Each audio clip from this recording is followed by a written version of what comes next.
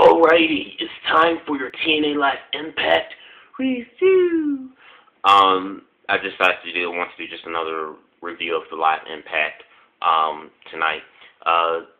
Show opens up with Dixie Carter pretty much trying to explain, the reasons for, I guess you said, her outburst and that strange phone call that was revealed to everyone between her and AJ Styles.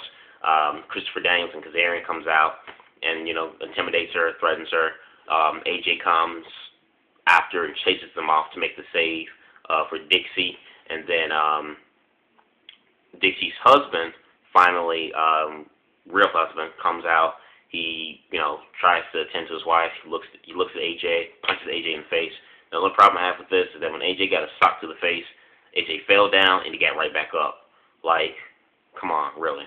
I think AJ could have sold that a little bit better. At least, he could have just stayed down on the ground and just looked like dumbfounded or something. But I think that was just kind of terrible. So that's just the first segment there of the opening for TNA. Now, we'll say this. Dixie Carter is not a good actor. She's terrible.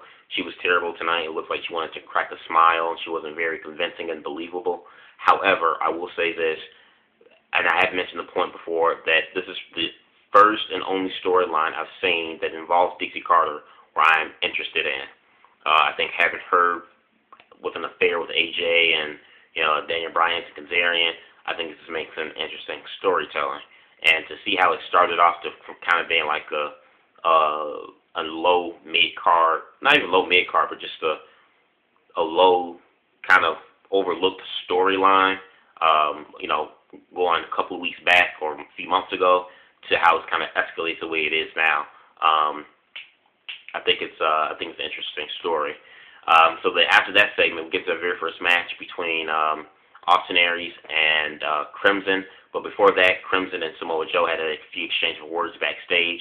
Now, I was a bit concerned over this match due to the fact that I wasn't quite sure how well Crimson could wrestle with a guy who's much faster and agile and quicker, like Austin Aries. So I wasn't too sure if Crimson could wrestle with Austin Aries. But surely enough, despite their size differences and ring styles, they had a pretty good match, I thought, for a big guy and, light heavyweight, kind of like cruiserweight sized guy in Austin Aries. Austin Aries just beast, man. I mean, what can I say? He was about to get the victory on Crimson. Looked like he was going to break Crimson's streak, but Samoa Joe ended up pulling Austin Aries down from the top turnbuckle, causing, Aries to suffer a head injury. He throws him in the ring. Crimson gets the pin, and Crimson, his winning streak still intact. And so it looks like it's going to be a feud starting between Joe and Austin Aries, which I'm pretty excited to see. Keeps my boy Joe busy, and they can just have fantastic matches together, just on the type of wrestlers both men are. But the one thing that did interest me, though, was or caught my attention, was that Crimson, after the match, Crimson bragged, made an open challenge for anyone to face him at the pay-per-view anniversary. But Crimson said that his undefeated streak was for like 400 plus days. He's like, and it's been longer than that Goldberg guy, right?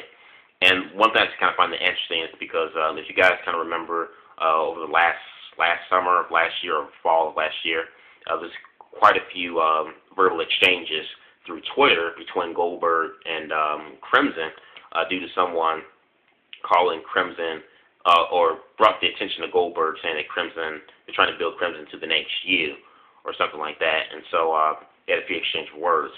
So for Crimson to, I guess you want to say, take a shot at Goldberg or kind of call him out a little bit, I'm expecting, I know, within a few days or a week within the wrestling world community, word's going to get out to Goldberg, and Goldberg's going to say something on Twitter in response to what Crimson said. I could just see it. But after that, we get into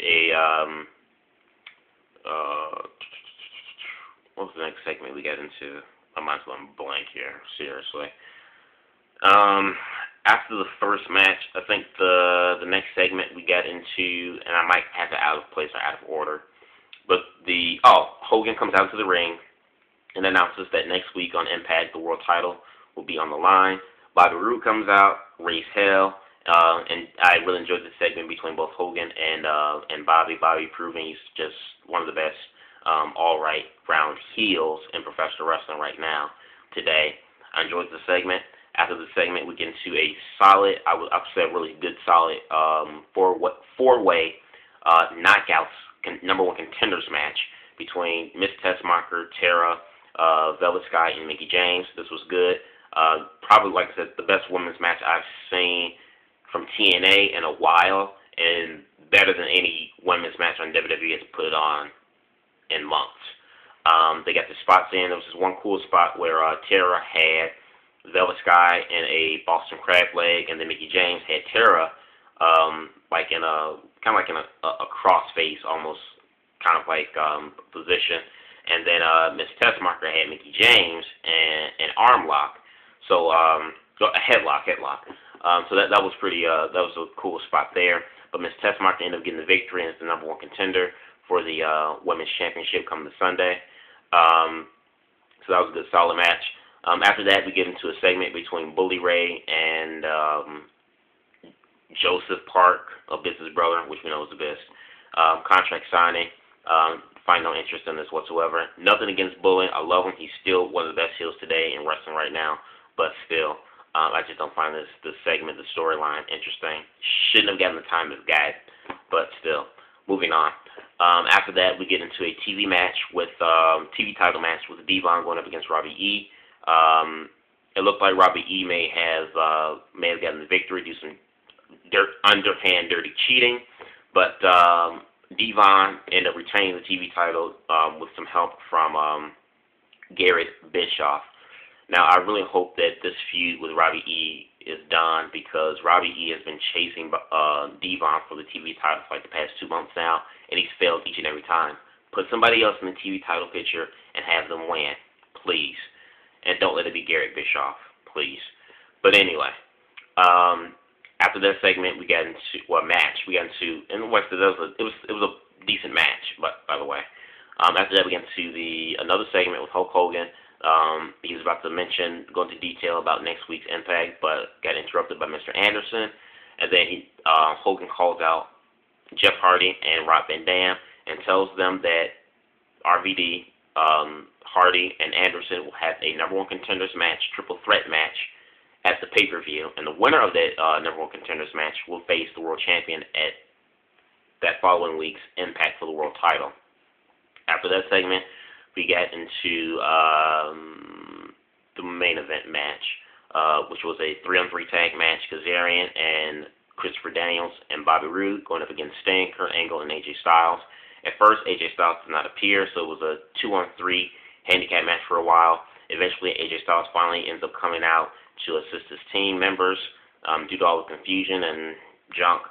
Bobby was about to hit Sting with the belt, but to no avail. Sting ends up reversing and gets the Scorpion Deathlock, and Bobby taps, and Sting and his team wins. And that's Impact. So the main event was another pretty decent match. I wish it would have gone a little bit longer and could have given it more time than what they did, but it is what it is. And that ends Impact Wrestling. So again, for the second week in a row, I thought it was a pretty solid show. Even though from all the different spots and segments we got, if you still look at the total 2 hours of Impact, Hogan still got more TV time than anybody on that Insider roster. I think it's funny. I mean, they're doing things in the right direction, and they're, for the past few weeks, TNA, they have been consistent in their booking, and they're making some, they're making some right choices and some right decisions, in the flow of the show. But still, Hogan's still getting that TV time. I just find it funny. But anyway, I thought it was another pretty good Impact tonight. My concern was there's two things. One, I don't think we need to have another TV match next week, after which we had a world title match 2 weeks ago, and Bobby Roode and AJ Styles. I don't think we need to have another world title match on TV. I think that needs to, any title match you have on TV, a world title match especially, they need to be very rare, and they need to be just rare. I mean, world title matches on TV, free TV, needs to be like once, if not maybe twice out of the year. But if that once being the most. And then also too, I'm afraid I really hope Sting does not win at the pay-per-view this Sunday. Due to the simple fact that I mentioned this before again, like in another video. Every time Sting comes back after taking a break, he comes back. They thrust him in the world title picture, and he ends up winning the world championship. You know, when you look at Sting's track record in TNA, and for the past 2 weeks, he's been getting an advantage over Bobby. Now, hopefully, what TNA, I hope what they do is the mindset that they're giving us. You know, having Sting beat Bobby 2 weeks in a row now, making him tap, will make us think that Sting is going to win. But then come to Sunday, Bobby still retains. I don't care if it's a clean or dirty finish. Doesn't matter. Bobby still retains and still holds on to the championship. If they do it that way, that's the right way to do business. That is great. And then even come that following Thursday when if Bobby should defend the title again on Thursday, have him keep the title belt. I still believe Bobby does not need to lose the belt to anyone but James Storms. I think James Storms, once he gets healed up and gets back on track, he needs to be the guy to get his revenge on Bobby Roode. That's my opinion there on that. But like I said, hopefully, I hope Sting does not win the belt. He does not need it again whatsoever. If TNA wants to do things the right way, they need to keep it around Bobby at the pay-per-view and at that following week's Impact. But still, that's just my thoughts on that. Let me know what you guys think about Impact. Did you like it? Didn't like it? What you liked about it? What you think about the matches and the segments? Leave your thoughts in the comment box below. Subscribe. Peace.